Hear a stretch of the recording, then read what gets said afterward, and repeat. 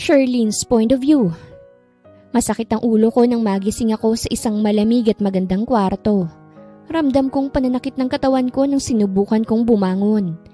Halos lumubog ang malambot na kama sa aking pagkakaupo. Sinapo ko ang aking noo at napatingin sa paligid. Gising ka na pala. Isang boses ang nangibabaw sa kwarto na ito. Nang balingan ko ito, isang binata na tanging suot ay shorts at basa pa ang buhok ng aking makita. Malamig ang kanyang mga matang nakatingin sa akin. Oo nga pala, naalala kong lalaking to. Siya ang guest sa resort na pinagtatrabahuhan ko at ang lalaking nakakuha ng pagkabirhen ko. Si Mr. Tyrone Miguel de la Rosa. Tinago kong hapdi na aking naramdaman at ipinakita ang palad ko. Bayad mo. Sinilip ko ang aking sarili sa ilalim ng aking kumot. Matapos kong sabihin yon ay nakita ko na may suot na akong panty. Humalukip-kip siya. Hindi ko akalaing ibebenta mo ang pagiging birhen mo. Nagkibit balikat ako.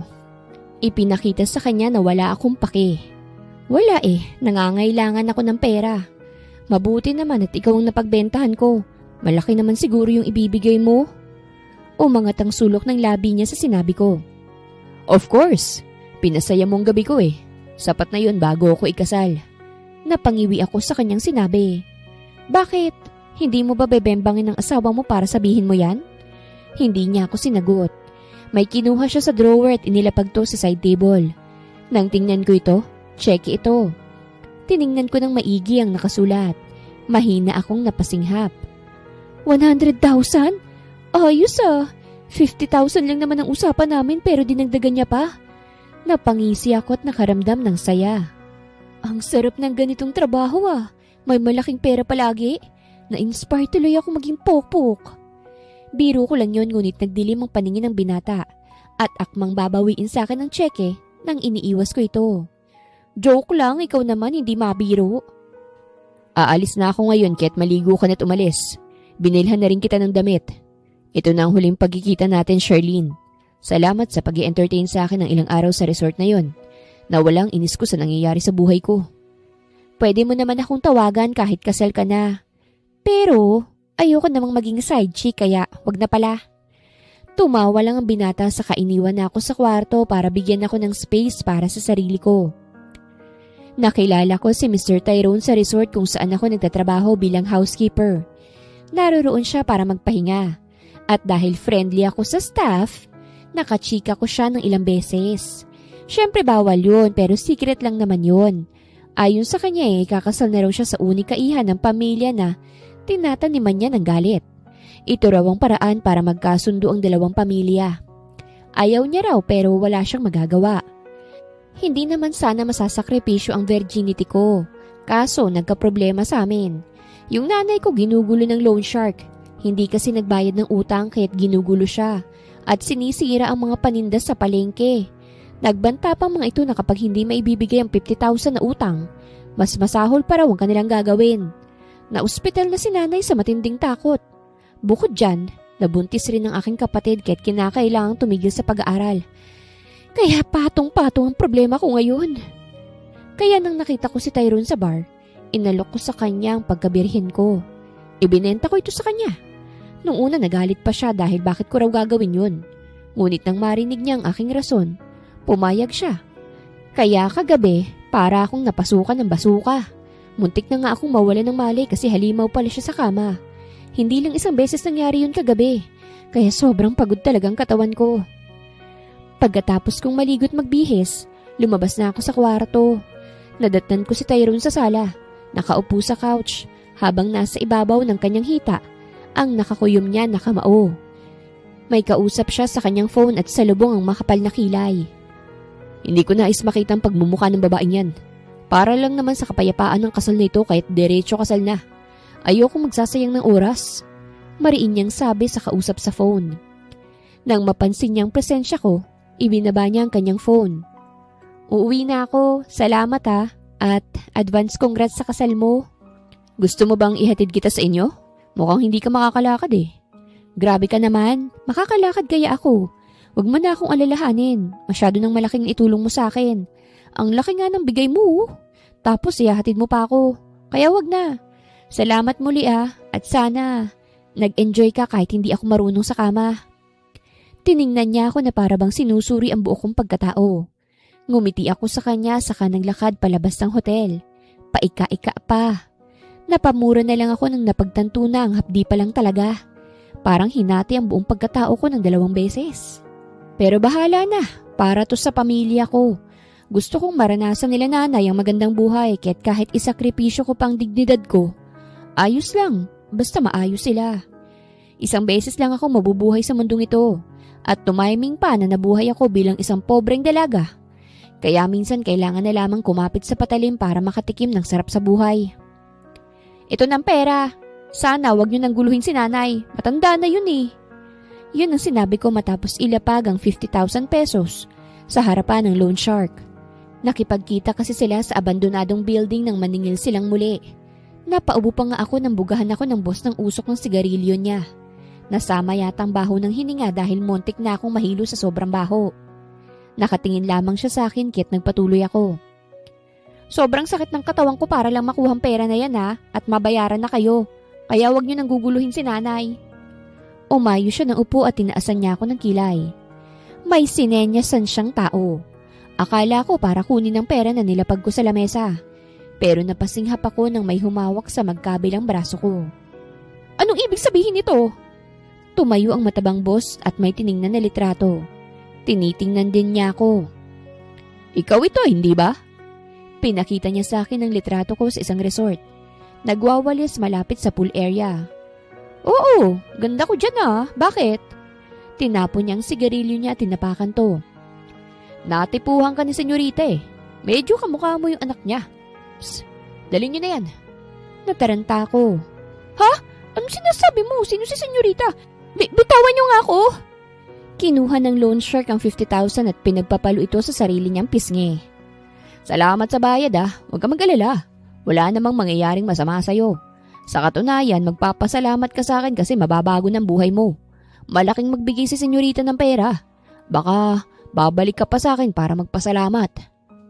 Napadaing ako sa sakit nang itinulak ako ng lalaki sa loob ng van at agad isinara ang pinto. Napaayos ako ng upo at sinubukang buksan ang pinto pero ayaw mabuksan. Saan niyo ako dadalhin? Nagbayad na ako Palabasan niyo ako! Hindi ko maabot ang driver ng van dahil may nakapagitan sa amin na screen. Bumilis ang tibok ng puso ko kasi hindi ko alam kung saan ito papatungo. Kaya bago-bago ko palang nakipaglaban sa kama. Ngayon iba na naman ang problema ko. Bigla akong kinabahan hindi lang para sa buhay ko, kung hindi para na rin sa buhay ng pamilya ko. Paano kung hindi pa rin tatantanan si nanay ng mga loan sharks na yun at mas gawin pang miserable ang buhay niya? O edi wala nang saysay ang pambayad ko ng pera. Walang saysay ang pagbebenta ko ng virginity ko kung mapupunta lang ito sa wala. Bitawan niyo ako! Pagpupumiglas ko nang kinaladkad ako ng 2 lalaki, palabas ng van. Nakarating na kami sa isang malaking bahay. Gabi na't umalingaw-ngaw ang desperada kong boses. Para akong iniihaw na baboy sa sigaw ko. Hindi ko alam kung nasan kami ngayon. Hindi pa pamilyar sa akin ang mga tao na kumuha sa akin. Ano ba kasing kailangan nila? Mukha ko? Mga organs ko? Pumasok kami sa loob ng bahay. Maganda to at punong-puno ng magarang disenyo. Pero nakakawala ng gandang isang bahay kung ang tumitira dito ay mga demonyo. Ano ba? Sabing bitawan niyo ako Nakarating kami sa may sala kung saan nakaupuro ng isang babae na may magandang damit. At eleganteng-elegante. Sa tabi niya isang babaeng maputla ngunit maganda. At mas bata sa nauna kong nakita. Binitawan ako ng 2 lalaki. Senyorita Celestina, nandito na ang babaeng hinahanap nyo. Kumunot ang noo ko't napatingin sa tinatawag nila na Senyorita Celestina. Tumayo ito na may ngiti sa labi. Sino kayo? Ano kailangan nyo? Wala akong matandaan na may kasalanan ako sa inyo. At kung sa utang naman ni nanay, nagbayad na ako Wala kang kasalanan. Nandito ka for some reason. Nilingon niya ang maputlang babae bago ko muling tiningnan. Anong rason? Kasi mali ang ginagawa nyo namimilit kayo Kidnapping to. I heard you're struggling financially. Gusto kitang tulungan. Nanatiling kunot ang aking noo. But of course, may gagawin kang kapalit ng perang ibibigay ko sa'yo. Umawang ang aking labi. Pera? Anong gagawin ko? Hindi yan tulong kung may kapalit. Umangat ang sulok ng labi niya. I know. Ramdam ko ang mga kagaya mo na humahanap ng paraan para makaangat lang sa buhay. Ibibigay ko yun sa'yo. Ang gagawin mo lang gusto kong magpanggap ka na anak ko. Nalaglag ang pangako. Ha? My daughter is sick. Hindi siya pwedeng maikasal sa lalaking yon kaya't magpapanggap ka na anak ko. Kapalit ng 2 million pesos. Napakurap-kurap ako sa pera na binanggit niya. 2 million? Pero ano? Ikakasal? Hinawakan niya ako sa balikat. Magpapanggap ka na si Segunda Marasigan. Yan ang pangalan ng anak ko. Napatingin ako sa babaeng na natiling nakaupo. Hindi naman yata nagsinungaling ang mama niya dahil putlang-putla talaga siya. At payat din. Pero bakit naman Segunda ang pangalan? Masyado naman yatang makaluma. Tatanggapin mo ba ang alok ko? Napaisip agad ako. Kung tatanggapin ko ang alok niya, mukhang mapapasabak ako sa aktingan. Pero may pera ako. 2 milyon pa. Pwede ko nang mapabago ang buhay ni nanay at matugunan ang pangangailangan ng buntis kong kapatid. Ibibigay mo bang 2 milyon? Paniniguro ko. Umarko ang kanyang kilay. Ibibigay kapag tagumpay kang maikasal sa lalaking yon. Wala man lang bang pangalan ng groom para hindi man lang mabanggit ang pangalan? Bukod ron, hindi namang gugulo ang mga tauhan ko sa buhay ng nanay mo. So siya palang pinakabos sa mga maaasim na yun? Umigting ang pangako. Paano naman kung hindi ako papayag? Natawa siya at hinawakan ang baba ko. Kita ko na parang nainis siya sa sinabi ko. Hindi ka nandito para tanggihan ako. Hindi ka makalalabas nang hindi sasang-ayon sa gusto ko. Napalunok ako. Oo nga naman ano? Hindi naman siguro ako dadalhin dito sa teritoryo niya para malaya ko siyang matanggihan. Pero pera na rin to. Pera nang lumalapit sa akin. 2 milyon. Tatanggihan ko pa ba? Ang kapal naman ng mukha ko para tumanggi sa pera. Hindi ko yan tatanggihan. Kaya nang pumayag ako, agad nagsulputan ng mga maids at inasikaso ako. Inayos nila ang buhok ko. Nilagyan ng manicure at iba pang kaartehan ng mga babae. Sobrang bilis ang transition ng buhay ko. Parang kailan lang. Binebenta ko ang sarili ko tapos ngayon, magiging anak at bride pa. Pasensya na't kailangan mong magpanggap na ako Isang umaga, 2 araw mula nang pumayag ako, lumapit ang maputlang babae na si Segunda para lang sabihin yon. Mahinhin siyang babae at ramdam ko ang kabaitan. Mabuti at hindi naman sa nanay niya ang ugali niya. Ayos lang, may sweldo naman Ang totoo ayoko rin talagang maikasal. Hindi ko naman kilalang lalaking yun at natatakot din ako sa magiging buhay ko. Parang nagpasalamat patuloy ako na may sakit ako. May rason ako. Napangiwi ako. Pwede mo namang sabihin sa groom na hindi ka pwedeng ikasal kasi may sakit ka. Hindi pwede. Matagal na akong nakalaan para sa lalaking yun bilang peace offering. Kung tatanggi kami, baka magkagulo pa. Ang complicated naman ng buhay ng mga mayayaman. Sila lang din ang magpapakasal kaya't mas lalo silang yumayaman.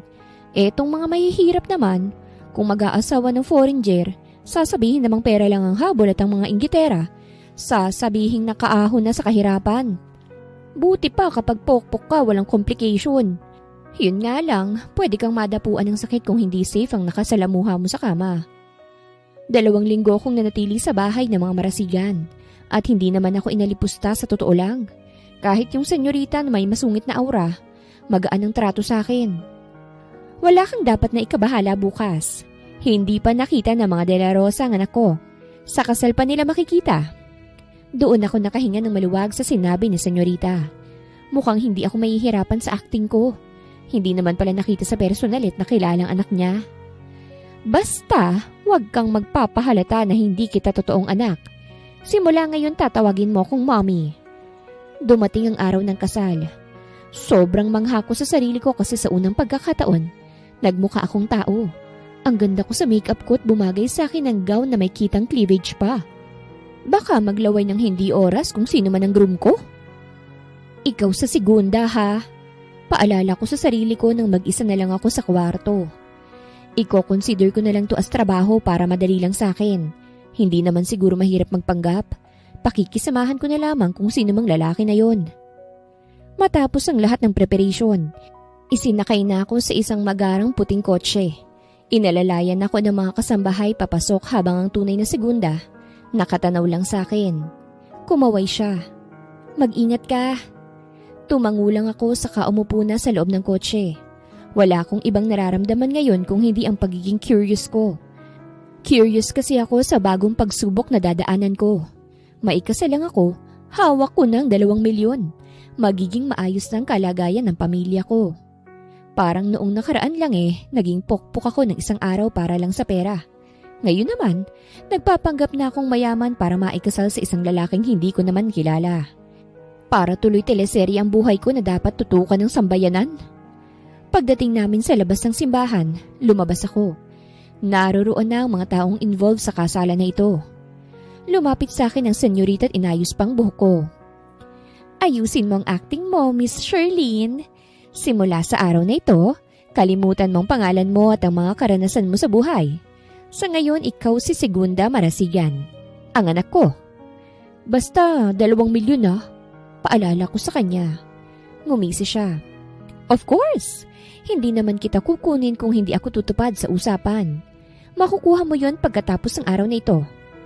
Malaki ang ngiti sa aking labi nang magsimula ng kasal. Ginawa ko pang mga gusto niya. Ang galingan sa pag-arte, habang sabay kaming naglalakad ni senyorita. Kumaway-kaway pa ako sa mga guests na gulat pa sa ginagawa ko. Agad ibinaba ni senyorita ang aking kamay. Hindi ganyan si Segunda. Nasa kasal ka, iha. Hindi pageant. Paalala niya sa akin. Napangiwi ako. Sorry. Tumingin na ako sa harapan at nakita ko na ang groom na naghihintay sa akin. Hindi pa klaro ang kanyang mukha sa akin kasi may veil akong nakatakip at saka medyo malabo yung mga mata ko. Pagdating namin sa harapan, nakipagbeso-beso si senyorita sa isang mag-asawa. Mukhang ito ang magulang ng groom.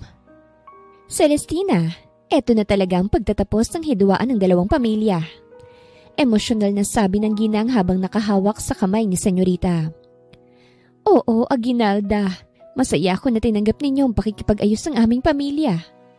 But of course, ilang dekada nang nakakalipas Dapat na talagang tapusin ang away pamilya.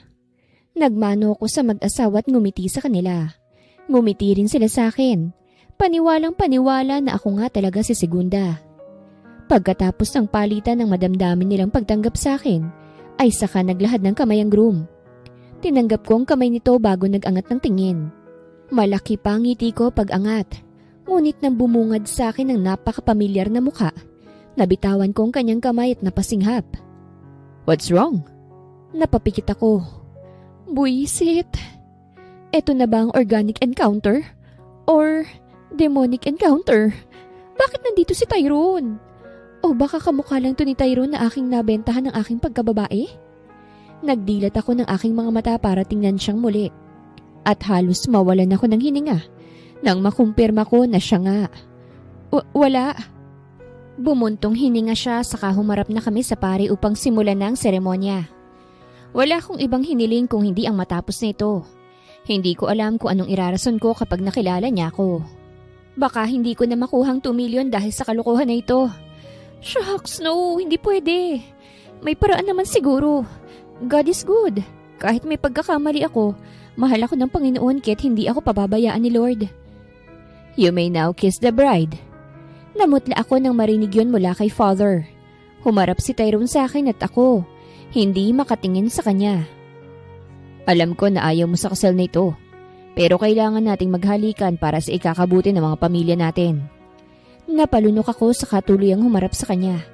Kabadong-kabado ako nang hawakan niya ng veil ko at nang tuluyan nang naalis ito sa mukha ko. Natigilan siya. Sure? Hindi ko na siya pinatapos at ako na mismong humalik sa kanya sa harapan ng mga bisita. Hindi na bumalik sa normal ang mabilis na pagtibok ng puso ko. Nadala ko na yon hanggang sa resepsyon. Hindi na ako mapakali at tikom na tikom ang aking bibig. Hindi rin ako nakaligtas sa masama niyang tingin. Paniguradong marami siyang katanungan na gusto agad masagot. Hindi nga lang niya ako makausap ng maayos dahil sa mga bisita. Hindi mo kamukhang anak mo, Celestina. Ani mama ni Tyrone nang magkaharap muli kami. Ramdam kong kaplastikan sa mukha ni Senyorita Celestina nang tingnan ko siya. Mukhang na-offend siya sa sinabi ng ginang. Namanan niyang mukha niya sa yumaaw niyang ama. Right, darling? Nalakihan niya ako ng mata. Tumikhim ako bago sumagot. Yes, mommy. Pero ang ganda mo I didn't expect na maganda ka. Dagdag pa ng ginang at pinasadahan pa ako ng tingin. Bakit? Pangit bang kalahin nitong si Senyorita para sabihin niya yun? Tumawa lamang si Senyorita pero alam kong nainsulto siya. Hindi naman kasi ako tanga sa ganyang kaplastikan. Normal lang yan sa mga katulad ko. Immune pa nga. Sana magkasundo kayo nitong uniko iho ko. Sabay hawak sa braso ni Tyrone. Mabait itong anak ko at maalaga. Sigurado ako na matitikman mo yon, iha. Napasulyap ako kay Tyrone na nakataas na ang kilay sa akin. Iniwas ko ang tingin ko sa kanya at tumango sa kanyang ina. Sana nga po. Nakagat ko ang ibabang labi ko. Nang bumalik na kami sa aming upuan, nagulat ako nang hawakan ni Tyrone ang braso ko. Mahigpit ang kanyang pagkakahawak kaya't kinabahan ako. Baka ibalibag niya ako rito. You're Charlene, right? What's the meaning of this? Nasaan si Segunda? Ako si Segunda. Liar. Bahala ka. Shock na nga ako na sa'yo pala ako ikakasal eh. So, you lied to me? Hindi mo totoong pangalan ng Charlene? Naglayas kasi ako kasi ayokong maikasal. Kaya nga nagtrabaho ako sa resort na yun para taguan ng pamilya ko. You just sold your virginity to me kasi nangangailangan ng tulong ang nanay mo. Hindi rin yun totoo? Malamang hindi. Wala na talaga akong pera kaya ako nagawa yun. Okay? Nahanap ako ng mga tauhan ni Mami Kit. Binenta ko sa iyo ang virginity ko para kapag nahuli ako at maikasal, hindi yun makukuha ng husband ko. Pero ikaw rin palang husband ko. Super malas. At peke pa akong tumawa dahil masyado kong ginalingan ng pagsisinungaling at paggawa ng kwento. Pwede na nga ako maging scriptwriter. Mariin pa siyang nakatingin sa akin at hinuhuli ako. Kung ayaw mo sa kasal na ito dahil hate mo ang family ko, ayoko rin, okay? Pakisamahan na lang natin ang isa't isa. Don't worry, hindi kita guguluhin. Pangako yan. Hindi nga kita pipigilan kung bibili ka ulit ng birhen sa iba. Hindi siya natinag sa sinabi ko. Mukhang mahihirapan pa yata ako rito sa bagong pinasukan ko. Pero bahala na nga. Ang mahalaga, may pera na ako. Ako na lang bahala kung paano pa iikutin ng lalaking ito sa dulo ng daliri ko. Matapos ang reception, hinatid kami sa isang magarbong bahay. Kami lang dalawa at ang dalawang pamilya. Masayang masaya sa pag-iisang dibdib nila Tyrone at ang peking Segunda. Kayaman ng pamilya ngunit nabantutan ako sa pangalan sa totoo lang. Masyado na kasing makaluma. Kapangalan pa ng first love ni Rizal. Si Segunda Katigbak. Oo, diba? Kahit papano may kaalaman din ako sa history sa mga babae ni Rizal. Hindi ako puro pera lang. Sobrang tahimik ni Tyrone ngayong nandito na kami sa loob ng bahay. Hindi katulad nung nakilala ko siya sa resort. Sobrang friendly niya. Ngayon parang binagsakan ng dambuhalang mga bato. Siguro hindi niya inaasahan na ako ang maikakasal sa kanya. Hindi mo ba ako kakausapin? O sige ka, babaho yung bunganga mo. Ani ko para kahit papano, mawala itong kaba ko sa lalaking ito. Humarap siya sa akin. Hindi tayo magtatabi ngayon ni Segunda. Ngumibi ako nang banggitin niya ang pangalan na yon. Hindi ako tumatabi sa mga sinungaling. Dinagdag niya pa yon. Grabe ka naman. Ginawa ko lang yun para sa safety ko, okay? Di ko naman alam na ikaw palang ikakasal kay Segunda. I mean sa akin. Kung alam ko lang, pwede sana hindi ikaw yung kinausap ko sa resort na yun at binentahan ng pagkababae ko. Ayoko sa pamilya mo. Paninimula niya't lumamig ang pakiramdam ko nang hawakan niyang baba ko. Ngunit kinakailangan kong sundin ang pamilya ko para sa ikakabuti ng lahat. Pero tandaan mo, ayaw kitang maging asawa. Ngayong nalaman ko na isa ka palang marasigan, dumilim ang paningin ko at nagsisisi kung bakit ikaw pang kinausap at kinama ko sa gabing yun. Itatak mo sa kokote mo na kahit nagkaayos ng pamilya natin, ako hindi. Napasinghap ako nang bitawan niya ang baba ko. Bigla akong natakot para sa buhay ko pero syempre, gusto ko ring malaman kung bakit galit na galit siya. Bakit ka ba galit? Kaya nga ikinasal para maagkaayos, di ba? Nanito, pinapahirapan pa ako. Kung kaya ng pamilya ko magpatawad, ako hindi. Ayoko lang na maikasal sa pamilya na may history ng pagnanakaw. Nalungkot ako sa unang gabi ng kasal bilang segunda. Hindi naman ako nasaktan dahil sa sinabi niya. Nalungkot ako kasi ang lamig niya sa akin na parang wala kaming pinagsamahan. Pero naiintindihan ko yun kasi ang akala niya talaga ay ako si segunda. Wala tuloy bembangan sa unang araw ng kasal. Pero napawi rin naman ang lungkot na yon nang makatanggap ako ng pera sa bangko ko kinabukasan. Nagsisigaw nga ako sa kama ko at napapadyak nang makitang perang ipinangako sa akin ni senyorita. Bahala na kung hindi ako papansinin ng lalaking yon. Basta't paldo ko ngayon. Hindi ko sasabayan ang lungkot niya. Kaya nang lumabas ako, mag-isa akong nagtungo sa kusina at nagluto ng agahan. Maraming stocks ang refrigerator nila. Bagay na pangarap ko para sa pamilya ko. Yung hindi na kailangang mangutang para lang may makain, hindi na uubusan. Matapos kong magluto ng itlog, bacon, kanin at pagtimpla ng kape, umupo na ako sa lamesa para magsimula ng kumain. Sobrang saya ko kasi first time kong matulog sa magandang bahay at ngayon, nakakakain pa sa may magandang lamesa at upuan. Wala pa yatang kasambahay dito kahit sobrang tahimik. Kinamay ko na nga ang kanin sa sobrang enjoy ko sa pagkain. Sa gitna ng masarap kong pagsubo sa pagkain, sumulpot biglang bagong gising na si Tyrone sa aking tapat. Naibog ako ang kanin ko sa sobrang gulat at napaubo pa. Dali-dali akong kumuha ng tubig at uminom. Napalunok ako nang tiningnan ko siyang muli. Sobrang sama ng kanyang tingin na parabang papatayin niya na ako. Good morning! Nauna na akong kumain sa'yo kasi gutom na talaga ako eh. Kain ka! Tumayo na ako sa kadinalang pinggan. Aalis na sana ako nang magsalita siya. Saan ka pupunta? Napatingin ako sa kanya. Ha? Doon ako sa terrace kakain para makakain ka na. Naglakad na akong palabas ng dining area pero naharangan niya ako. Muntik ko nang mabitawan ng plato sa gulat at napaatras. Bakit? Bakit doon ka kakain? Malaki ang mesa. Binibigyan lang kita ng pabor. Baka kapag magsabay tayong kumain, ma-high blood ka pa sa galit mo sa akin at sa pamilya ko. Sarkastiko kong sabi, saka taas noong naglakad palabas para sa Teresa na lamang kumain. At isa pa, para matawagan ko na rin ng pamilya ko, padadalhan ko sila ng pera. Paunti-unti lang dahil baka kung saan na naman gagastusin. Gusto kong bumili sila ng ref at punuin ng maraming pagkain ang loob nito. Literal na hindi talaga kami nagpapansinan nitong si Tyrone. At wala namang kaso yun sa akin. Hindi ako mahihirapan sa acting kapag ganyan. Matigas din ang bungo ng lalaki kasi kaya niyang hindi magpansinan. Hindi ba siya nadidistract sa kagandahan ko? Isang linggong iwasan ang nangyari. Nang magdadalawang linggo, hindi pa rin talaga nakikipag-usap.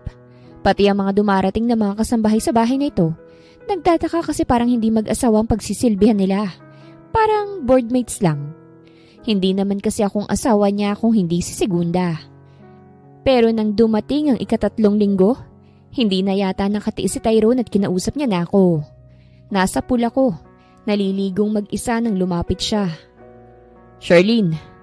Nagulat ako nang tinawag niya ako sa ganoong pangalan. Baka mahalata ako kaya't kinurek ko siya. Segunda, yan ang pangalan ko. Tawagin mo ako sa ganoong pangalan. Bumuntong hininga siya. Segunda, mag-usap tayo. Ano na naman ang pag-uusapan natin? Hindi ko naman kinalimutan ang galit mo sa pamilya ko. I'm sorry. Umawang ang labi ko sa sinabi niya. I'm sorry. Natalo mo ko. Hindi ko matiis. Hindi ko akalain na hindi mo talaga ako papansinin. Malamang. Baka ano pang gawin mo sa galit mo, no? Duh. I'm sorry. Pwede na ba tayong sabay kumain araw-araw? Sumilay ang ngiti sa aking labi. Kain lang. Ayaw mong sabay din tayo matulog? Bago siya makapag-react, binawi ko na agad. Joke lang. Umahon ako sa pulet, binigyan ako ng kasambahay ng roba. Salamat po. Tiningnan ko siya. Alam ko naman na ayaw mo sa kasal nito. Alam kong hindi ko mapapawi ang galit na meron ka sa pamilya namin. Pero sana, pagsamahan natin ng maayos ang kasal na ito. Pangako, magiging mabuting asawa ko sa'yo. Deal? Naglahad ako ng kamay. Gusto kong maging smooth lang ang pagpapanggap ko rito kaya sana makisama siya. Tiningnan niya ang kamay ko bago ito tinanggap. Deal. Masaya ako na napag-usapan na namin ni Tyrone ang bagay na yon. Naisang tabi niya ang galit niya para sa maayos na pagsasama. Nakaramdam ako ng guilt kasi alam kong niloloko ko siya. Pero kapag nabuking man ako, hindi akong madidiin kung hindi ang relasyon ng dalawang pamilya. Sa unang buwan namin bilang mag-asawa, malaki ang ngiti ng mga kasambahay nang makitang sabay na kaming mag-agahan. At dahil kailangan kong umarte, inasikaso ko talaga ang asawa ko. Ano bang mga ayaw mo, Tyrone, nang matake note ko naman? Alam mo kasi marunong ako magluto. Pero syempre importante ang mga gusto mo. Baka kasi may allergy ka. Allergic ako sa mga shrimps. Talaga? Sayang naman. Gusto pa naman sana kitang lutuan ng shrimps. Ano pa? Yun lang. Ikaw, anong paborito mo't bawal mong kainin? Napangiti ako sa tanong niya. Allergic ako sa talong. Tumikhim siya sa tanong ko. Anong klaseng talong? Bigla akong nablangko sa tanong niya. May klase pala yan? Yung violet, basta yung pagkain. Ano bang iniisip mo? Wala. Ilista mo na lang ang mga bawal at ayaw mong kainin. We'll make this relationship work at mag-cooperate ka, Miss Segunda. Gumanda naman ang pagsasama namin ni Tyrone dahil sinubukan namin kilalanin ang isa't isa. Workaholic si Tyrone at ang tagapagmana ng kayamanan ng magulang niya. Kapag mag 30 years old na raw siya, ipapasa na sa kanyang lahat. Ikaw, gusto kong malaman ang tungkol sa iyo, Segunda. Nakagat kong ibabang labi ko. Ano ba naman yung alam ko sa babaeng yun? Marami na akong naging boyfriend. Umangat ang kilay niya sa sinabi ko. Really? Oo, 3 nang nagiging boyfriend ko at lahat sila baliw na baliw sa akin. Pagmamalaki ko pa. Did you love them all? Wala pa akong first love, lahat sila crush lang at saka minsan trip lang. I didn't know na rebellious pa lang nag-iisang babae ng mga marasigan. Ilang akong tumawa kasi nakaramdam na ako ng kaba. Hindi naman. Sadyang gusto ko lang maging happy. Hindi naman natapos pag-uusap lamang ang pagiging mag-asawa namin. Nang nag-second month rin na kami bilang mag-asawa, lumabas kami't nagtungo sa mall. Nanood kami ng sine habang magkahawak ng kamay. Ang ganda ng movie, Tyrone. Salamat dinala mo ako sa sinihan. Nakahawak ako sa braso niya habang naglalakad na sa hallway ng mall. Malaki ang ngiti sa labi ko. Mukhang na-over sa acting kasi ginusto ko naman. Ang gwapo kaya nitong si Tyrone. Kung ako si Segunda, magpapagaling ako at ako na mismong bubuka ka sa sarili kong hita para anakan niya na ako. Nga lang hindi akong tunay na Segunda. Nagpapanggap lang. Peke lang. Kaya kung magpapaanak ako sa gitna ng pagpapanggap, baka mahirapan ako pagdating ng panahon. Saan mo ba gustong pumunta pa? Marami pa tayong oras. Wika niya't nagkatinginan kami. Mapungay ang kanyang mga mata tingin ko. Gaya ko, masaya rin siya sa paglabas namin. May tiningnan siya. Tiningnan ko rin to. Dito ka lang, may bibilhin lang ako. Bigla niyang sabit iniwan ako. Ha? Teka sandali! Hindi ko na siya napigilan nang maglakad siyang palayo. Nagtaka ako't na ibagsak ang balikat. Ano bang bibilhin niya't kailangan niya pa akong iwanan?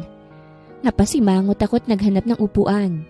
Kaso hindi ako makahanap dahil may nakita akong isang pamilyar na muka. Napasinghap ako nang makita kong ex kong si Jem. Iiwas na sana ako ng tingin sa kanya kaso nakita niya na ako. Charlene? Bumilis ang tibok ng puso ko sa kaba at saka tumakbong palayo. Hoy! Charlene! Sandali!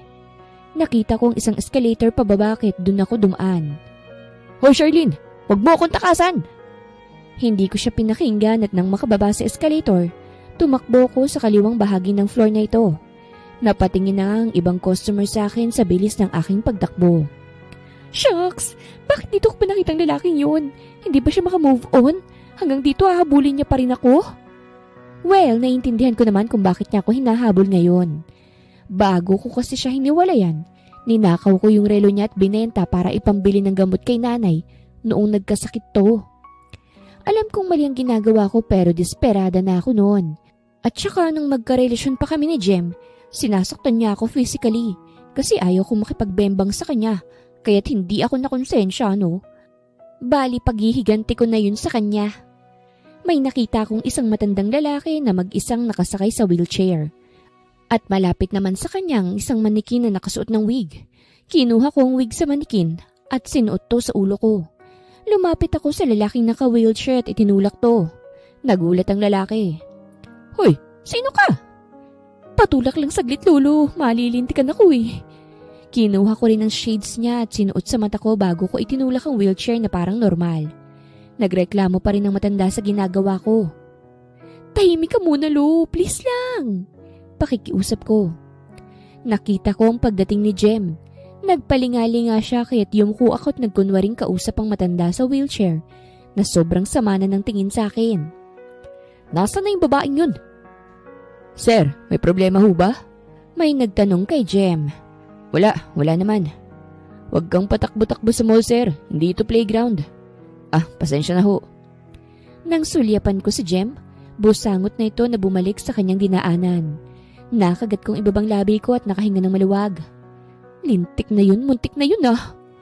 Tinanggal kong shades at binalik sa matanda.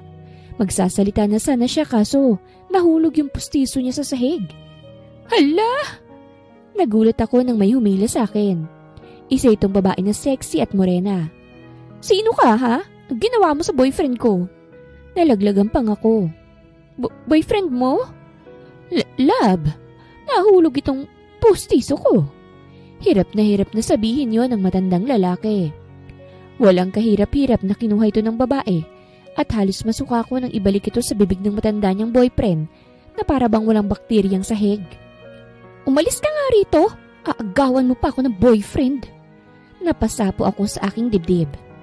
Grabe ka naman, te. May asawa na ako.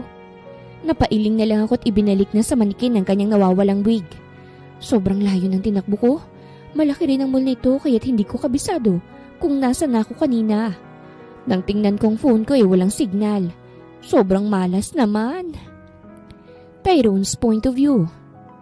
Kunot na kunot ang noo ko ng pagbalik ko sa pwestong iniwan ko si Segunda. Wala na siya ron. Nagpalingaling ako para makita siya ngunit wala. Nasaan na siya? Lintik na babaeng yun oh. Lintik lang ang walang gante. Napalingan ako sa lalaki na kakaakyat ng sa floor na ito. Hinihingal siya at kuyom na kuyom ang kamao. May lumapit sa kanyang babae. Nasaan ang babaeng yun, kuya? Wala, nakatakas. Dapat ipapulis natin yung Charlene na yan eh. Mahal yung relong ninakaw niya ha. Charlene? Di ba pangalan din yun ni Segunda? Hindi nga pwede. May record ako sa mga pulis dahil nireport niya ako. Kapag nagpatulong ako, baka ako pang makulong. Hindi ko nga akalain nandito ang babaeng yun. Ganda pa ng damit. Sino na naman kayang malas na lalaking nabiktima niya? Magandang araw mga viewers! Ang kwentong ito ay hatid ng Love Series TV. Salamat sa pakikinig! Tumatak sa utak ko ang sinabi ng lalaking yon bago sila lumayo. Hindi na rin maipintang mukha ko dahil baka nga ang Charlene na pinag-uusapan nila tang Charlene na Segunda ay iisa. Hindi ko na naibigay ang bulaklak na binili ko dahil wala nga siya. Nang tawagan ko hindi rin makontak. Umigting ang aking pangat hindi maiwasang mag-alala. Papunta na sana ako sa isang guard para humingi ng tulong nang mag-announce ang announcer ng mall. Attention! Calling Mr. Tyrone de la Rosa. Nandito po ang asawa mo na si Segunda Marasigan sa upper ground floor. Thank you. Inulit yun ng 2 beses kaya't dumiretso ako sa upper ground floor para makita siya. Nakita ko siya sa may bench. Nakaupo habang hinihilot ang tuhod. Charlene! Tawag ko sa pangalang nakasanayan ko na sa kanya. Lumingon siya't napatayo nang makita ko. Tyrone! Mabilis akong lumapit sa kanya. Pasensya na kung naiwan kita ron ha. Natatain na kasi ako kaya't napatakbo ko. Yun ang paliwanag niya. Pero ako, hindi ako naniniwala. Dahil napansin kong paulit-ulit niyang paglunok. Para rin siyang namumutla. Bumabang tingin niya sa dala ko. Uy, may dala kang bulaklak. Yan ba yung sinasabi mong bibilhin mo? Binigay ko sa kanya. Napasinghap siya. Para sa akin? Tumango ako. Oo, para sa'yo. Hala, salamat ha. Akala ko sa lamay na ako makakatanggap ng bulaklak. Masayang-masaya ang asawa ko sa natanggap niyang bulaklak. Doon ko napagtanto na magaling siyang umarte. Mula nang malaman ko na siya si Segunda, hindi na talaga nawala ang duda ko. Kaya't nang nakauwi kami, kinontak ko ang mall at nag-request ako ng copy ng CCTV sa oras na yon sa 2 floor. Nung una pinagbabawal nila yon pero kalaunan, naibigay rin dahil sa pamimilit ko at pagbibigay na rin ng pera. Nagpatuloy ang pagiging asawa ko sa unikaihan ng kaaway ng pamilya ko. Ngayong ikinasal kami, totoong natapos ng hidwaan sa pagitan ng mga Marasigan at De La Rosa. Gustong gusto ni mama ang asawa ko dahil masayahin ito at madaldal rin, magaling magluto at mabait pa. Hindi ko maipagkakailan na maganda nga ang pagkatao ng asawa ko, pero nagdududa ako sa pamilya niya. Hanggang ngayon tingin ko meron pa rin silang tinatago. Hindi rin komplikadong kausap si Segunda. Kaya nga noong kinausap ko siya sa araw ng kasal namin galit ako sa pamilya niya, umiiwas talaga siya. Sana magkaanak na kayo para mas maging magandang relasyon ng De La Rosa at Marasigan. Tuwang-tuwang sabi ni mama nang bumisita sila ni papa sa aming bahay. Oo nga, Segunda. Handa ka naman na sigurong magbuntis, hindi ba? Tanong pa ni papa. Oo naman po. Pero depende pa rin yan sa asawa ko kung gusto niya hubang magkaanak. Sa ngayon mas kinikilala pa namin ang isa't isa. Sumandal si Segunda sa balikat ko matapos niyang sabihin yon. Naku Tyrone, kapag nangyari yon baka mapaagang retiro namin. Mag-aalaga na lang kami ng apo at ikaw nang mamamahala ng tuluyan sa negosyo. At nagtawanan muli sila. Sa dinner, patuloy pa rin ang daldal ng asawa ko habang ako naman pasulyap-sulyap sa phone ko. Nag-aabang ng update sa taong inutusan kong hanapin ang lalaking humahabol sa asawa ko. Yun ang nakita ko sa CCTV footage. Ilang araw akong hindi nakatulog noon samantalang ang asawa ko, parang wala lang itong nangyayari sa kanya. Nang tumunog ang phone ko sa gitna ng hapunan, tumayo ako. Sabay silang napatingin sa akin. Anak, tapos ka na bang kumain? Napatingin din si Segunda sa akin. Yes, may pupuntahan ako kaya't samahan niyo muna ang asawa ko, mama. Tyrone, tawag ni Segunda. Napatingin ako sa kanya. Ngumiti siya. Mag-ingat ka. Tumango ako saka umalis na para puntahan ang lalaking humahabol kay Segunda. Sino kayo? Anong kailangan niyo sa akin? Huwag niyong idamay ang kapatid ko. Pagdating ko sa lugar, nakatali ng kamay ng magkapatid sa bakal. Nakatayo silang dalawa. Nagsisisigaw. Sinuot ko ang gloves ko at lumapit sa kanila. Sino ka? Anong kailangan mo ha? Wala akong matandaang may atraso ako sa inyo Bakit mo hinahabol sa mall ang asawa ko? Mariin kong tanong. Nagtaka siya.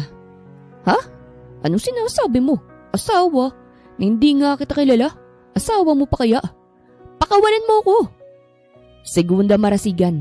Yan ang pangalan ng asawa ko. Mas lalo siyang nagtaka. Baliw ka ba? Baka nagkakamali ka lang. Sherlyn? Banggit ko sa pangalan na yon. Natigilan siya. Asawa ka ni Sherlyn? Tanong ng babae. Sherlyn. Banggit ng lalakit na tawa. Siya ba yung tinutukoy mong asawa mo? Asawa ka ni Sherlyn? Hindi ko siya sinagot at tiningnan lang ang reaksyon niyang natatawa. At alam kong may halong galit yon. Nauto ka ba ng babaeng yun, pre? At ano? Segunda Marasigan talagang pakilala niya sa'yo? Umalingaw-ngaw ang tawa ng lalaki kaya't kinuwelyuhan ko siya. Sagutin mo ko, ba't mo siya hinahabol? Ex kong Sherlyn na yan at may atraso siya sa akin. Ninakawan niya ako ng relo nang mag-break kami. Sobrang mahal nun tapos ninakaw niya. Kaya ako siya hinahabol kasi sinisingil ko siya. Mali ba yung ginagawa ko ha? At saka kung asawa ka niya, nautukan niya ng todo pre. Hindi Segunda Marasigan ang pangalan niya. Kilala ko siya kasi may pinagsamahan kami ng babaeng yun. Naawa pa naman ako sa ex ni kuya kasi pobre. Masakitin ng nanay. Pero ganitong ginawa niya sa amin. Napatingin ako sa babae. Anong ibig mong sabihin? Hampas lupang babaeng yun. Sobrang pobre at kung ano-ano na lang ang pinapasukan para lang matugunan ng pangangailangan ng pamilya niya. Kaya kung ikaw ang bago niya, Matutulad ka rin sa kuya ko. Nanakawan ka rin niya. May ibinigay sa aking dokumento ang tauhan ko. Kinuha ko ito at saka humarap sa lalaki. May record ka sa pulis. Baka gusto mong idiretso na lang kita ron para hindi na sila mahirapan. Umawang ang labi niya. Ano ba kasing gusto mong mangyari? Tantanan mo na siya. Babayaran ko ang ninakaw niya. Maayos naman kaming kausap. Magkano bang ibabayad mo? 100,000. Lumiwanag ang kanyang mata. Deal! Pero bago yan, pasuntok muna. At halos nawalan siya ng hininga nang suntukin ko siya sa kanyang tiyan. Nawalan ako ng gana pag uwi ko. Nilagpasan ko nga si Segunda nang sasalubungin niya na sana ako. Ayos ka lang ba? Tanong niya't sinundan pa talaga ako. Tulog ng parents mo. Hinihintay kita kasi ang tagal mo. Tumigil ako sa paglalakad at hinarap siya. Nagulantang siya sa pagharap ko. Ayos ka lang? May nangyari ba? Alalang-alala ang kanyang mga mata na para bang wala siyang tinatago sa akin. Na para bang totoo ang pinapakita niya sa akin. Tyrone! Nanatili ang tingin ko sa kanya. Tinitingnan siya ng maigi. Dahil ang tingin ko, marami pa akong malalaman. At baka magsanhito ng panibagong gulo. Wala ka namang tinatago sa akin, di ba? Nagulat siya sa tanong ko. Wala, di ba? Bakit mo natanong yan? Ano naman ang itatago ko sa'yo, Tyrone? Lumapit siya sa akin at hinawakan ang aking muka. Wala akong tinatago sa'yo. Tiningnan ko ang kanyang labi. Nakanguso na siya. Nilalambing ako. Ito bang ginagawa niya para takpan kung ano man ang sekreto niya? May nagawa ba akong mali ngayon? Hinapit ko ang kanyang bewang kaya't nagdikit kami. Bago pa siya makapag-react, siniil ko na ng halik ang kanyang labi. May halo itong panggigigil. Kaya't nang isandal ko siya sa pader, napadaing siya sa sakit. Pero napawi ko ito ng panibagong halik. Nang nasa kwarto na kami, isinara kong pinto at binuhat siya hanggang sa nailapag ko na siya sa kama. Gagawin na ba natin to? Tanong niya habang tanaw akong hinuhubad ang damit ko. Galit ka, di ba? Hindi ako galit. At nang boxers na lang natira sa akin, gumapang na ako sa kama at dinaganan siya para muli siyang halikan. Nilamon ng init ng aming katawan ang duda ko sa kanya. Isinawalang bahala ko muna ito't inangkin siya buong magdamag. Sherlynn's point of view. Pagod na pagod ako nang magising kinabukasan. Wala na si Tyrone sa tabi ko at nang tingnan kong orasan, 8:00 na ng umaga. Bumangon akong paupo. Hinanap ko ang phone ko pero wala ito sa hinihigaan ko. San ko kaya yun nailagay? At may napansin din ako kagabi. Para akong pinarurusahan ni Tyrone. O baka ganun lang talaga siya. Sa haba ng kuko ko, malamang ay nagkasugat ng likod niya. Bakit kaya niya ako natanong ng ganun kagabi? Hindi kaya may nalaman siya?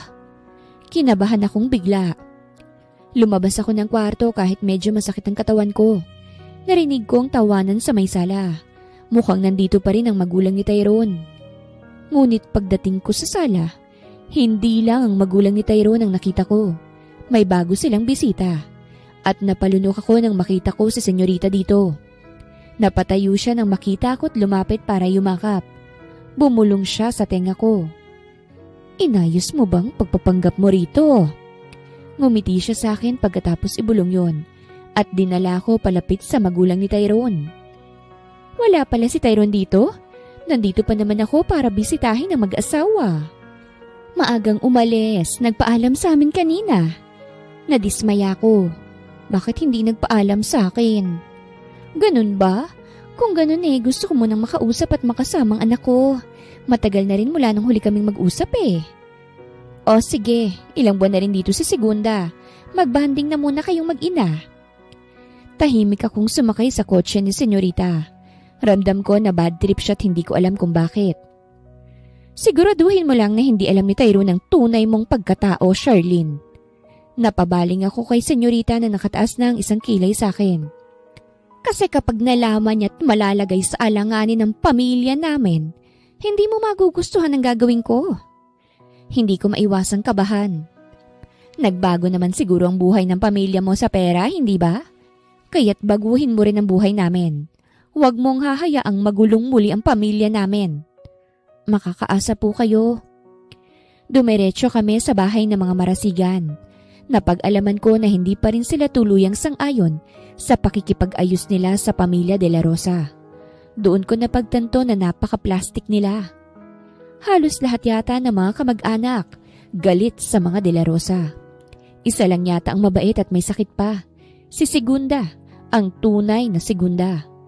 Kaya siya maputla dahil may leukemia siya. Tinapik ni senyorita ang aking balikat habang nakatanaw kami sa kamag-anak niyang nagtatawanan habang sinisiraan sa gitna ng kanilang pag-uusap ang pamilya ni Tyrone. Silang makakalaban mo kapag pumalpak ka, Miss Sherlyn. Ikaw ang pag-asa namin para patuloy ang magandang samahan namin sa mga De La Rosa. Importante ang role mo. Bilang pekeng Segunda, makukuha namin ang loob ng mga De La Rosa at paniniwalain silang maayos ng lahat. Nagsimula na akong atakihin ang aking konsensya. Kay bait na mga De La Rosa ngunit ganito pa rin sila. Bigla akong naawa kasi naloko sila. At hindi ko magawang magsalita kasi bayaran lang ako. Hindi ako parte ng pamilya. Bumalik ako sa bahay na may dala ng pagkain. Utos na senyorita na magdala ako para mas lalong makuha ang loob ng mga De La Rosa. At hindi nga ako nagkamali. Sobrang saya ng mag-asawa nang makatanggap ng pagkain. Hanggang ngayon hindi pa rin ako makapaniwala na mangyayari ito. Sobrang saya ko talaga na in good terms na kami sa mga marasigan. Masayang wika ni Tita Aguinalda. Hindi ko magawang tumingin sa kanya nang marinig ko yon. Sumisikip ang dibdib ko kasi iyon ang akala niya. Nakauwi na rin si Tyrone at hindi na maipintang mukha nang makitang napakaraming pagkain sa lamesa. Oh, kararating mo lang hindi ba?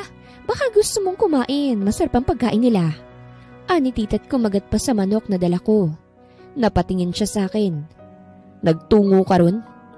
Oo, nandito kasi si Mommy eh. Sumama muna ako sa kanya. Halika na, anak. Ang sarap ng food oh. Napangiti ako sa sinabi ng mama ni Tyrone. Pero siya, nasa akin pa rin ang tingin. Hindi ka nagpaalam. Asawa mo ko, di ba? Nagkatinginan kami ng magulang niya bago siya binalingan. What's wrong, Tyrone? Nothing. Just, busog pa ako. Hindi ko maiwasang magtaka sa ikinikilos ng asawa ko. Kahit pa may magandang nangyari sa amin, hindi pa rin pala yun sapat. Mas lalong naging mainiti ng ulo niya. Gusto ko man siyang tanungin ngunit baka mas lalo lamang siyang mairita. At isa pa, naging busy na rin siya kahit hindi ko na siya masyadong mahagilap. Nay, ayos lang ba kayo ngayon? Wala naman bang nanggugulo sa inyo? Tanong ko isang gabi nang magkaroon ako ng bakanting oras para tawagan sila nanay. Wala si Tyrone ngayon. Umalis na naman. At ngayong gabi na, hindi pa rin umuuwi kaya't naghihintay ako ngayon. Ayos na ayos, anak. Wala na rin namang nanggugulo. Salamat sa iyo, ha? At pasensya na rin, anak. Naging pabigat kami. Hindi ho kayo pabigat, Nay. Kamusta na si Chelsea? Ilang buwan na ba yung tiyan niya? 6 months na, anak. Sana makauwi ka rito para naman makita mo ang bahay na ipinaayos mo. Alam mo, anak, sinwerte yata tayo ngayon. Alam mo ba, may mabuting nilalang naghahatid palagi ng grocery dito. Napawi ang ngiti ko. Po? Sino po? Iyon ngang hindi ko alam. Hindi ko naaabutan eh. Baka naman si senyoritang nagbibigay sa pamilya ko. Kailan ka ba kasi uuwi, anak? Hindi ko pa po alam, Nay. Titingnan ko pa po kung may oras na po ako. 11:00 na ng gabi nang dumating si Tyrone. Sasalubungin ko sana siya nang lagpasan niya ako. Kumirot ang puso ko sa panlalamig niya. Lalo na't wala akong alam kung ano bang dahilan. Tyrone, sandali, mag-usap muna tayo. Pagod ako. Doon ka muna sa kwarto mo matutulog. Parang winasak ang puso ko sa narinig. Sige. Kinagat kong ibabang labi ko para hindi ako maiyak. Sobrang bigat ng puso ko nang nasa kwarto na ako. Gusto ko siyang tanungin pero parang natatakot ako sa maaaring lumabas sa bibig niya. Hindi na normal sa akin ang ganito. Parang sinasawalang bahala ako ng tunay na dahilan kung bakit ako nandito. Ang sakit pala. Akala ko magiging madali lang, pero kapag nakialam na ang puso, Talong-talo talagang pag-iisip mo. Sa mga sumunod na araw, ramdam na ramdam ko pa rin ang panlalamig ni Tyrone. Minsan, nakikita ko na lang siyang nakatulala at nakakuyom ang kamao. Ano kayang problema? Tyrone, naglakas loob na akong lumapit sa kanya isang araw. Nasa minibar siya ng bahay, umiinom ng mag-isa. Hindi niya ako tiningnan. Pwede ba tayong mag-usap? Hindi ko kasi alam kung bakit ka nalang biglang naging ganyan. May nagawa ba akong mali? Mahinahon ang pagkakasabi ko kaya't nang padabog niyang ilapag sa lamesa ang baso. Napatalon ako sa gulat. Bumilis ang tibok ng puso ko, lalo na nang balingan niya ako. Wala ka bang sasabihin sa akin? Tanong niya. Bibigyan kita ng pagkakataon. Kung may gusto kong aminin, aminin mo na. Kinabahan akong bigla. May ideya na ba siya? Na hindi ako ang totoong si Segunda? Baka naman, hinuhuli niya lang ako. Ayokong umamin. Natatakot ako na baka madamay ang pamilya ko kung sakaling magalit si senyorita. Ano bang gusto mong marinig? Pwedeng sabihin mo na lang sa akin ang problema mo. Baka pwede kong maayos. Dismayado siyang napailing sa akin. Hindi nagustuhan ng narinig. Iwan mo muna ako rito. Gusto kong mapag-isa. Hindi. Gusto kong malaman kung ano bang problema. Asawa mo ko, Tyrone. Baka naman pwede nating ayusin to kung ano man ang galit tampang mo sa akin. Sinabi nang umalis ka. Umalingaw-ngaw ang sigaw niya sa buong bahay. Nangilid ang luha ko sa aking mga mata. Pati siya, nagulat sa ginawa niya kaya't napasapo siya sa kanyang noo. Umalis ka na muna. Mahinahon na yon. Tumango ako't patakbong umalis palayo sa kanya. Malakas ang kutob ko na may alam na siya. Hindi ko alam kung paano siyang haharapin kapag nangyari yon. Tyrone's point of view. Segunda Marasigan is a fraud. I knew it. Magmula nang buksan ko ang veil sa kasal, ramdam ko na pinaglololo ko lang kami ng mga Marasigan. Pero nag-doubt pa rin ako dahil baka sincere na sila. At gusto na talaga nila ng peace sa amin kasi sobrang daling pakisamahan nang ipinain nila sa amin. Nakumpirma kong lahat ng puntahan ko ang tunay na pamilya ni Segunda o Charlene. Tunay niyang pangalan. Susi ang ex niyang binigyan ko ng pera para lang tantanan siya. Siyang nagturo sa bahay ng pamilya ni Charlene. At doon ko nalaman na walang alam ang pamilya niya sa pinaggagawa niya. Pero breadwinner siya kung tawagin ng kanyang ina ng matanong ng tauhan ko dahil palagi nga itong nagpapadala ng pera. Natingin ko, nakuha niya sa suhol ng mga Marasigan. Hindi ko na alam kung paano ko pa siya tatratuhin, lalo na't seryosong usapan ito. Matagal nang magkaaway ang pamilya namin at ang mga Marasigan dahil sa mga lolo namin na nag-aagawan sa lupa noon. Maituturing na mang-aagaw ang mga Marasigan dahil sa kapangyarihan na meron sila noon, lalo na noong nabubuhay pa ang dating gobernador. Inatake sa puso ang lolo ko dahil din sa kanila, kaya't hindi basta-basta itong galit ko sa mga iyon. Sila mama, papa, at ibang kaanak ko ang nagdesisyon na makipagbati na sa mga Marasigan. At iyon ay sa pamamagitan ng kasal. Pero naloko kami ngayon. Napagtanto na hindi talaga nila balak makipagbati. Kaya ngayong araw, pupunta ako sa bahay nila para ihatid ang magandang balita. Sino po sila? Tanong ng kasambahay nang nakita ko sa labas ng gate. Ako si Tyrone, gusto kong makita si Segunda. Ani ko. At dahil mukhang baguhan pang kasambahay, tinawag niya ngang babaeng tunay na nagmamay-ari sa pangalang Segunda na nasa labas pala ng bahay nila. Cindy, bakit? Narinig kong mahinhinitong boses. May naghahanap po sa iyong lalaki. Sino? Hindi ko kilala, mami. Naghintay lamang ako sa labas ng gate. Bumalik ang kasambahay kasama na si Segunda. At nang makita ko, namutla siya. Hi, Miss Segunda Marasigan. Napaatras siya. Nagtaka ang kanyang kasambahay. Ayos ka lang ba, ma'am? Humakbang akong palapit. Pumagitna naman ang kasambahay. Teka lang, sir. Natatakot si ma'am sa inyo eh. Security! Security! Bakit siya natatakot? Asawa mo ko, hindi ba, Miss Segunda? Anong nangyayari dito? Segunda, bakit nandiyan ka? Narinig ko ang boses ng Reyna ngayon ng mga marasigan. Nakataas pang kanyang kilay ngunit nang makita ko, nagulat siya. Iho, what are you doing here? Masaya ho ba kayo na pinaglololoko niyo ang pamilya ko? What are you saying? Binigyan na nga kayo ng chance para maayos ang gusot sa pagitan ng pamilya ko at pamilya mo. Pero mukhang tuwang-tuwa ka pa yata na pinaglololoko mo kami. Iho, ano ba yung sinasabi mo? Hindi ka namin pinaglololoko. Inilahad ko sa kanyang envelope. Kinuha niya ito at binuksan. Annulment papers? Oo, annulment paper. I want the real Segunda to sign that paper.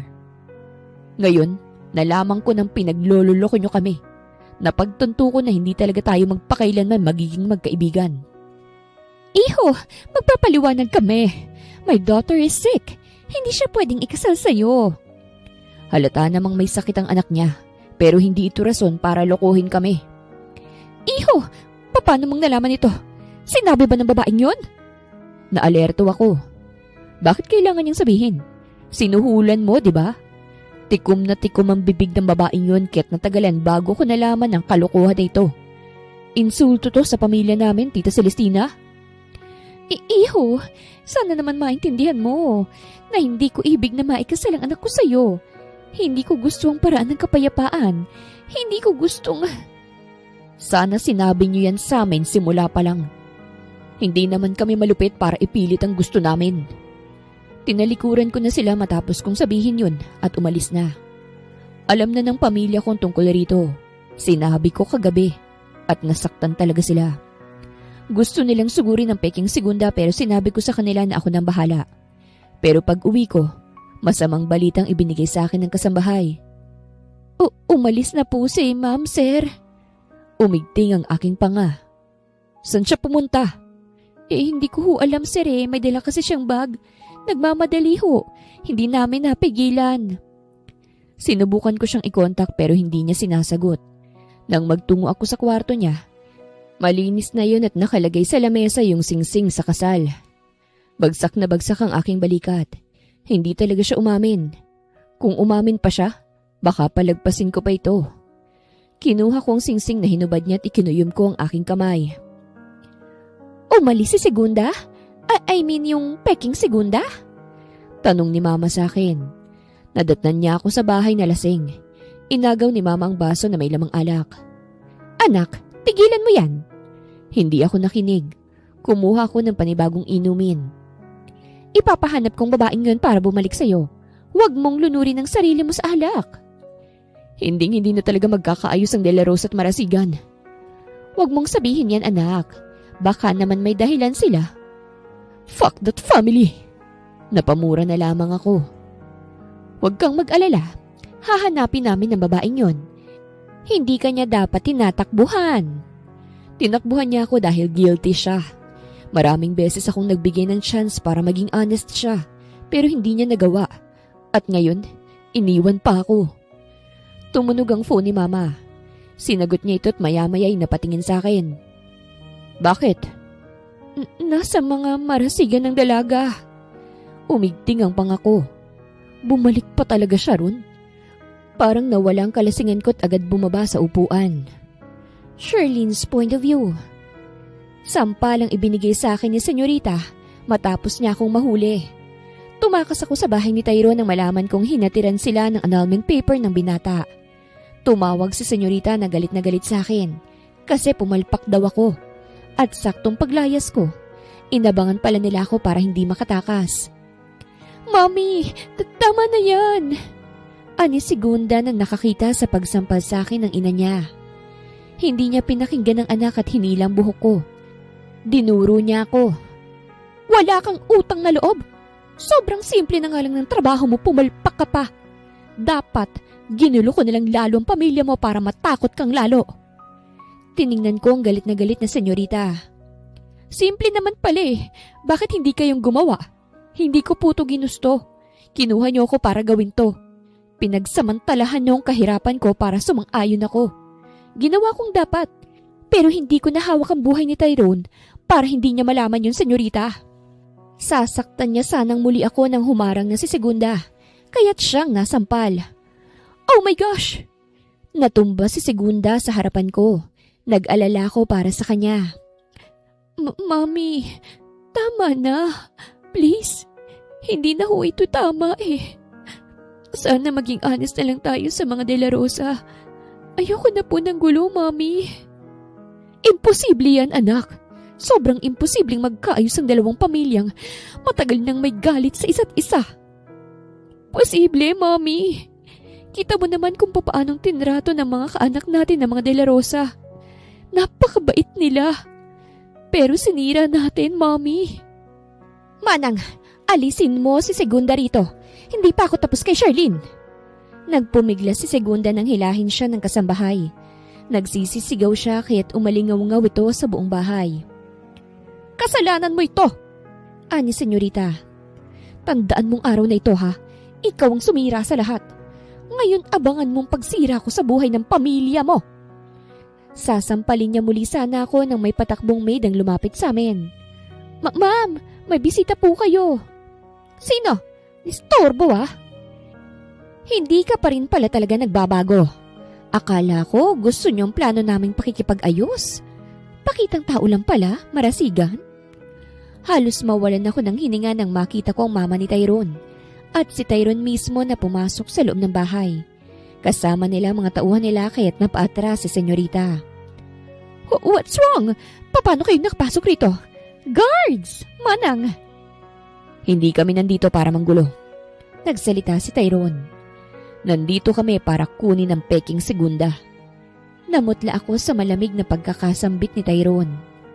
At bakit mo siya kukunin? Boss niya ako, kaya't dito lang siya. Peace offering mo siya, hindi ba? Tatanggapin naming peace offering ang peke na yan. Hindi na kami kailanman manggugulo. Tiningnan ako ni senyorita bago itulak sa harap talaga ni Tyrone. Para akong kawawang basahan. Napaupo ako sa sahig dahil sa lakas ng tulak. Sige, siguro naman ay naiintindihan niyo kung bakit ko nagawa to. May sakit ang anak ko at hindi ko siya pwedeng gawing peace offering at baka kung ano pang gawin niyo sa kanya. Hinding-hindi na talaga magkakasundo ang ating mga pamilya.